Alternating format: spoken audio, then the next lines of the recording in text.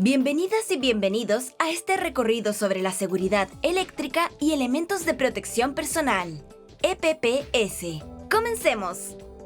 Lo primero que debes saber es que las labores en el rubro de la electricidad no carecen de riesgo eléctrico y accidentabilidad.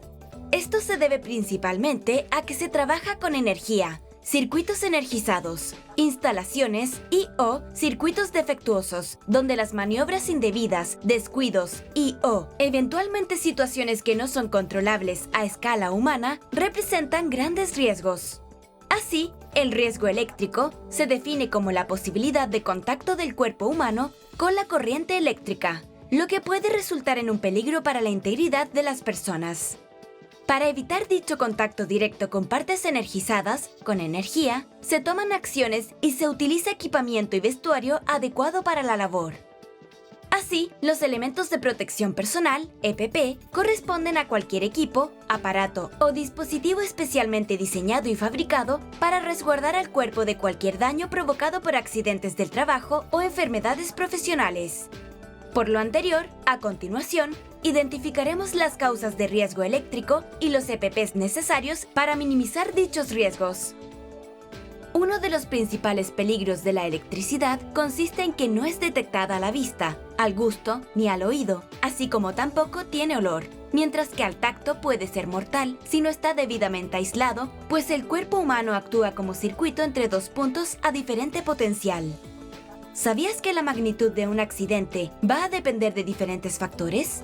Veamos cuáles son: la intensidad de la corriente, la resistencia del cuerpo humano, la tensión, diferencia de potencial, el tiempo de contacto y la trayectoria por el cuerpo. Son los factores que inciden en la magnitud de un accidente eléctrico. Junto con lo anterior, existen también condiciones, situaciones inseguras que se transforman en causas de accidentes eléctricos, tales como el mal funcionamiento de dispositivos de protección o la falta de mantención de equipos y sistemas eléctricos y los enchufes deteriorados. También las uniones defectuosas de conductores o conductores sin aislación, las conexiones e instalaciones fuera de norma y la alteración de los sistemas de protección y sin tierra de protección. Importante es señalar que también existen acciones inseguras, que son el resultado de no tomar medidas de seguridad, tales como las intervenciones eléctricas no autorizadas, el uso de herramientas inadecuadas o deterioradas, trabajar con sistemas energizados, la utilización de aparatos eléctricos con las manos mojadas o los pies en el agua. En general, no utilizar elementos de protección personal es una acción insegura que se transforma en causa de accidentes eléctricos. ¡Conozcámoslos! Casco y zapatos de seguridad dieléctricos en forma permanente, guantes de cuero para manipular materiales cortantes y para calentar tuberías, y herramientas aisladas eléctricas tales como destornilladores, alicates cortantes y/o pelacables. También es importante el uso de una plataforma o escalera aislada, dieléctrica, y guantes dieléctricos para trabajos en instalaciones con energía, así como el cinturón de seguridad con arnés para trabajos en altura.